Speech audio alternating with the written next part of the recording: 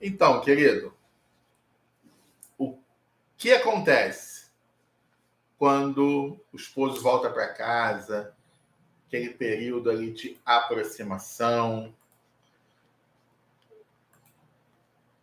Nesse momento,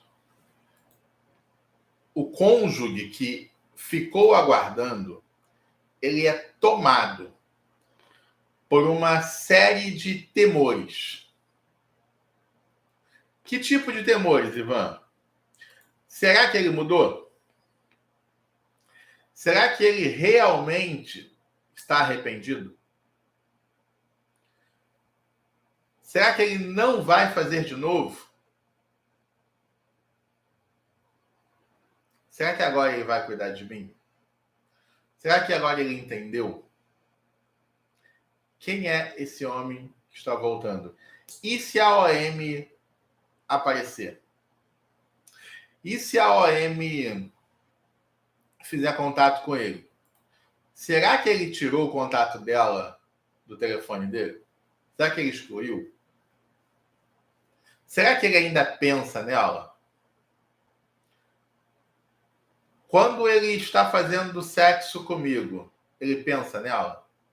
Ou, quando eu for fazer sexo, amor com meu marido, será que ele vai pensar na OM ou ele vai pensar em mim? É justo eu receber de volta esse homem que agora volta todo endividado? A gente tinha carro, uma casa boa, uma vida boa.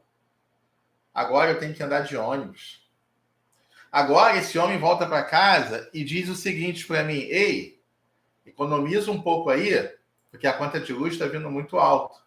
Ei, economiza um pouco aqui nas compras, segura aí nas saídas e na diversão, porque as coisas estão apertadas. E talvez a gente não consiga pagar as contas no mês que vem.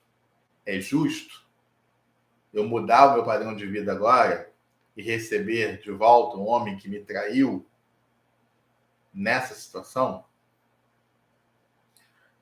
Ou um outro caso,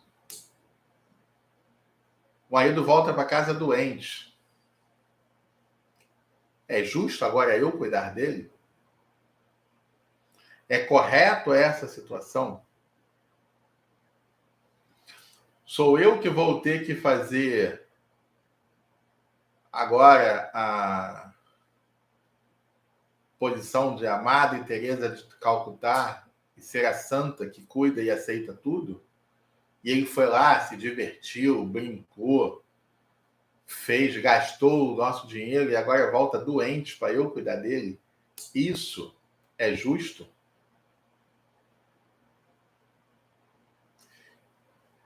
Queridos, essas e várias outras perguntas, né, assolam a nossa mente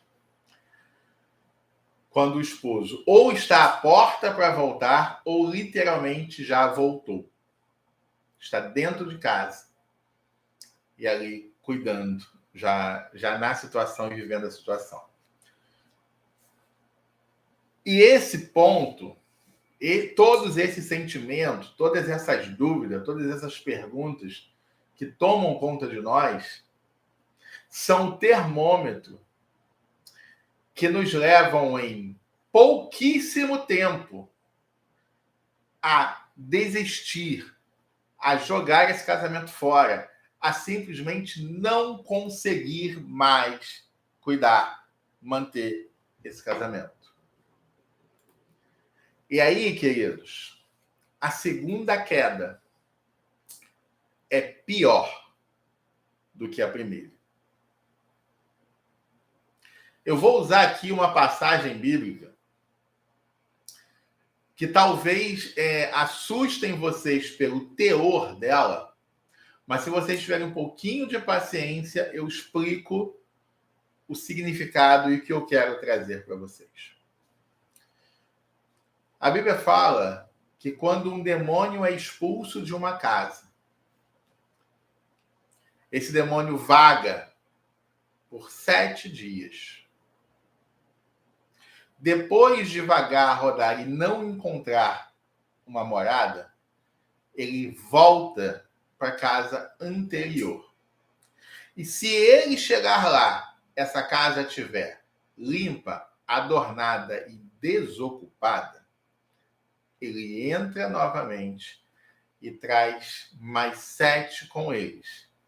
E nesse momento, o estado desta casa se torna pior ainda do que o anterior. Lógico que todos vocês aqui que são cristãos sabem que esse texto fala de luta espiritual, né, de possessão demoníaca, todas essas coisas, e não é isso que eu quero me referir à casa de vocês. Mas o significado, ele é praticamente o mesmo. Ele é o seguinte: eu estou numa situação ruim e houve uma separação. Meu casamento estava muito ruim e houve a separação. O marido foi embora. A casa agora está vazia. Só que a casa está vazia e ela não deveria estar. Ela precisa ser adornada, limpa e ocupada. Ocupada por quem, Ivan? Do mesmo jeito que a casa que foi expulsa pelos demônios precisa ser ocupada pelo Espírito Santo de Deus. A minha casa física, precisa ser ocupada por Deus, pelo Espírito Santo de Deus, pelo Espírito da sabedoria. Porque se eu me encontro, se eu estou cheio do Espírito, cheio de sabedoria, cheia de Deus, a maior parte dessas perguntas, dessas dúvidas que assolam o nosso casamento, o nosso retorno, elas se dissipam. Vou dar um exemplo de perguntas que eu já respondi, tá? Já respondi aqui ao vivo e já respondi no privado, de pessoas diferentes, porque não foi nenhuma, nem duas, nem 3 perguntas que eu recebi com esse sentido. Foram várias. Me perguntaram assim: Ivan, eu tenho medo de fazer sexo com meu marido quando ele voltar, porque eu não sei por onde ele andou. E eu tô com medo. E aí eu estou querendo exigir que, para a gente retornar, que ele faça exames. Exames de DST, de HIV e os outros.